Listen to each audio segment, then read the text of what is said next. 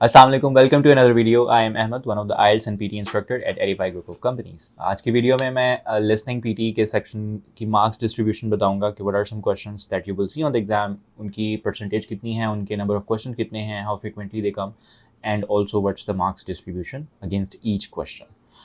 Let's start off with the first question that you will see in the listening section. Summarize spoken text.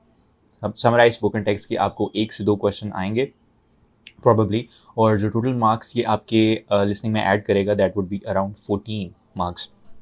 Again remember this कि जब मैं marks distribution की बात करूँगा ना, तो ये सारी अप्रॉक्सीमेट मार्क्स डिस्ट्रीब्यूशन होगी, क्योंकि हमारे पास ये एक ब्लेंडेड सा टेस्ट है, तो हमें कंफर्म नहीं कि कौन सा क्वेश्चन कितना ज़्यादा फ्रिक्वेंटली आता है, और ये चेंज हो सकती है समवर्ट, हर एग्ज़ाम के अंदर ये शफल हो सकता है। तो ये जो है ये एक अप्रॉक्सीमेशन है जो कि हेल्प करता है कैंडिडेट्स को उन क्वेश्चन के लिए प्रिपेयर करने के लिए जो कि ज़्यादा फ्रिक्वेंटली आते हैं और जो ज़्यादा मार्क्स ऐड करते हैं। सेकंड क्वेश्चन टाइप जो कि आती है लिसनिंग के अंदर वो है हमारे पास मल्टीपल चॉइस, बट इसकी फ्रिक्वेंसी बहुत कम है। ये 1 या 2 क्वेश्चन आएंगे आपको और ये मार्क्स भी 1-2 ऐड करेंगे, तो इसके ऊपर आपको ज़्यादा पेन लेने की ज़रूरत नहीं है। फिर हमारे पास फिल इन द ब्लैंक्स हैं that you will see in the listening. Fill in the blanks के आपको ऑलमोस्ट 2 to 3 क्वेश्चंस जो हैं वो एग्ज़ाम के अंदर आएंगे, और जो मार्क्स डिस्ट्रीब्यूशन है इसके अगेंस्ट वो है 7 मार्क्स की approximately. So once again it is sort of important, बहुत एक्स्ट्रा इंपॉर्टेंट नहीं है, बट फिर भी ये वो क्वेश्चन है जिसको आप मल्टीपल चॉइस की निस्बत ज़्यादा प्रेफर कर सकते हैं। Then we have highlight correct summary. Again, you will see 1 or 2 questions of this, and this will add 1 or 2 marks. तो highlight correct summary is somewhat like a multiple choice question. फ़र्क सिर्फ इतना है कि जो ऑडियो प्ले होगी उसकी summary होंगी, 4 आपके पास समरीज होंगी, और उन समरीज में से आपने कोई एक जो है वो सबसे जो एक्यूरेटली उसको समराइज़ करिए आपने वो सेलेक्ट करनी होती है। फिर हमारे पास मल्टीपल चॉइस सिंगल आंसर्स वाले क्वेश्चन टाइप्स हैं, ये भी आपको 1-2 आएंगे, और इसमें भी आपको ज़्यादा परेशानी लेने की ज़रूरत नहीं है। एक चीज़ जो आपने नोटिस करनी है वो ये है कि मल्टीपल चॉइस मल्टीपल आंसर जो है उसमें नेगेटिव मार्किंग भी है।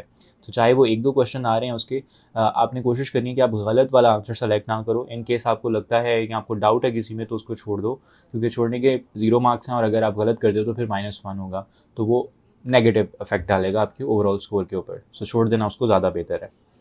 Then we have select missing words. Select missing words again 1 to 2 questions, and it will also add 1 to 2 marks. So not very important question type. Highlight incorrect words has the negative marking. You will see 2 to 3 questions of this, and it will add around 7 marks in your listening. So this is equivalent to what you will see in the fill in the blank. तो fill in the blank की जो weightage थी वही आपके highlight incorrect word की भी है, और highlight incorrect word जो है वो ज़्यादा मुश्किल भी नहीं होता। आप टेक्स्ट के साथ साथ मूव करते जाते हो अपने कर्सर को रख के, और जो वर्ड डिफरेंट आपने सिर्फ उनको सेलेक्ट करना होता। लेकिन इसके अंदर अगर आप कोई वर्ड गलत सेलेक्ट कर लेते हो तो उसकी नेगेटिव मार्किंग है। So again it's better to not select it rather than selecting the wrong one. तो if you are in doubt, leave it. Then we have write from dictation. Now, write from dictation is a very important question. You will see 3 to 4 questions of this, but it will add around 20 marks, which is a significant portion. तो इसके ऊपर आपने सबसे ज़्यादा practice भी करनी है, और इसकी सबसे ज़्यादा आपने खुद को कमांड भी इस क्वेश्चन के ऊपर आपके पास कमांड होनी चाहिए। Then we have repeat a sentence, which is speaking part, but ये आपके लिसनिंग में भी मार्क्स ऐड करता है। तो रिपीट अ सेंटेंस के आपको अगर लेट से 10-12 क्वेश्चन आ रहे हैं तो स्पीकिंग में तो वो ऐड कर रहा है, उसकी कंट्रीब्यूशन जो है वो लिसनिंग के अंदर भी तकरीबन 20 मार्क्स की होगी। तो once again it's a very important question for both perspective, speaking के पर्सपेक्टिव से भी और लिसनिंग के पर्सपेक्टिव से भी। तो ये वो क्वेश्चन टाइप है जो आपका ज़रूरी सही होना ज़रूरी है। तो इसमें भी ज़्यादा मुश्किल नहीं है। इसको एग्जीक्यूट करने का तरीका यह कि आपने एक सेंटेंस सुनना है, उसको अच्छे से सुनना है, और उसी को फिर आपने रिपीट करके अपना आंसर रिकॉर्ड करवाना है। तो रिकॉर्ड करवाते हुए make sure that you know what the words, उनको सही प्रोनाउंस करो, सही फ्लुएंटली बोलो। जितने ज़्यादा मार्क्स आपके इसके अंदर आएंगे, और जितना ज़्यादा कंटेंट कवर करोगे, बेसिकली कंटेंट के जो मार्क्स हैं वो आपके लिसनिंग में आएंगे। तो जितना ज़्यादा अच्छा है कि जो सेंटेंस सुना उसको जितना एक्यूरेटली बताओगे उतने ज़्यादा आपके मार्क्स लिसनिंग के अंदर आएंगे। Then we have the retell lecture, once again a part of speaking, but will add marks around 10 marks, and you will see 1 to 2 retell lecture question types. 10 marks again, more than what you were getting from the fill in the blanks of the listening. तो इससे क्या है कि आपके जो speaking से आ रहे हैं वो ज़्यादा मार्क्स आ रहे हैं बाकी क्वेश्चन की निस्बत। तो स्पीकिंग इसलिए बहुत ज़्यादा इंपेरेटिव रोल अदा करता है for 2 sections, and ultimately in fact it adds a lot of marks in reading as well. So अगर आपका PT के अंदर speaking का section portion अच्छा हो जाता है, so there are chances that you will get overall a very good and nice score. Last question that adds marks to the listening section is answer short question. You will see 5 to 6 short question answer, और हर एक का जो mark distribution contribution है वो एक है.